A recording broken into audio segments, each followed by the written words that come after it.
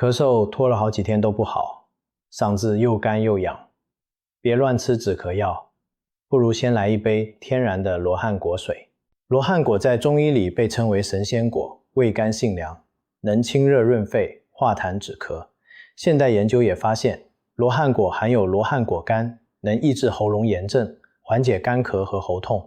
正确泡法：取半个罗汉果，掰碎后放入杯中，加热水400毫升，冲泡5分钟即可。可加入陈皮或菊花，润喉更佳。注意，体质偏寒、容易腹泻者要少喝，咳嗽太久需就医排查。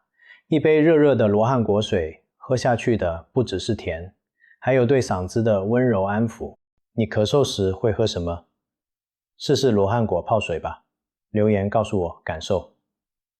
关注健康之道，每天1分钟，喝出清爽好嗓子。